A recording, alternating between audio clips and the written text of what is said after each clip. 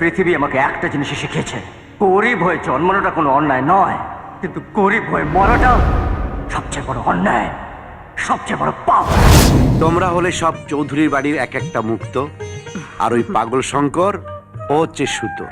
সবাইকে একসঙ্গে শক্ত সুতোতে গেঁথে রেখেছে। বাড়ির চাকরকে কিন্তু এতটা প্রশ্রয় দেওয়া উচিত না। আজ তুমি যাকে একজন সামান্য চাকর বললে, সে আমার কাছে অসামান্য। তোর বিয়ে ঠিক করে ফেলেছি। ও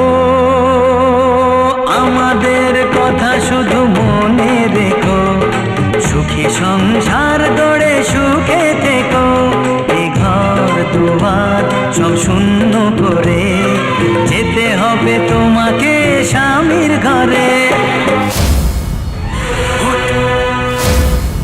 যদি কালসা বা সৎ মানুষ একসঙ্গে আসে, তাহলে আগে খতম করো সৎ মানুষকে, পরে সাপকে। বাংলায় একটা প্রবাদ আছে যে খেতে হলে চরও খেও, কিন্তু ফেরত দেওয়ার সময় সুদে আসলে ফেরত দিও। আমি তোমার এই চটটা সুদে আসলে ফেরত দেবো চৌধুরী। চৌধুরী পরিবারের ইজ্জতে হাত দিয়েছিস, আমি তোকে ছাড়বো না। আগুন লেগে গেছে। আমার সব সম্পত্তি বিক্রি করেও এর ঋণ আমি শোধ করতে পারবো না শান্তি। বাবার বলেছিল তোমরা কেন ভুগবে? কি করিনি আমি তোর জন্যে, আর তার এই দাম তুই দিলেই এই শহর ছেড়ে আমি চলে যাবো। বাড়িতে রোজ একটু আধটু অ্যাক্টিং করতাম। হাতে চাবি নিয়ে বসে আছে ভগবান, একদিন খুলে দেবে ভাগ্যের তালা। ভক্তরা আমাকে করবে পুজো, দেবে গলায় মালা। আমি নায়ক হব, মহানায়ক হব, আমি নায়ক হব, মহানায়ক হব।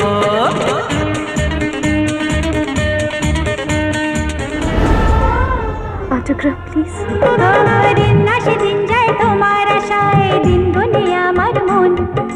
স্বপ্নের দিন এই জীবনে আসবে কখন? শঙ্কর তুই?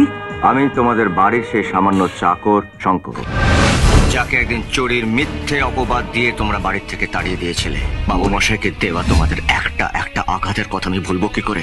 শান্তি! তোমাদের বদলে যদি শঙ্কর শুধু আমার একটাই ছেলে হতো, তাহলে আমি নিজেকে ভাগ্যবান বলে মনে করতাম। আজ আমি একা নিঃসহায়, আপন তুই ছাড়া আর কেউ নেই। ভুলে যেতে গিয়েও কেন বারে বারে ভেসে ওঠে তোর মুখ দুটি চোখেতে। আজ আমি একা নিঃসহায়, আপন তুই ছাড়া আর কেউ নেই।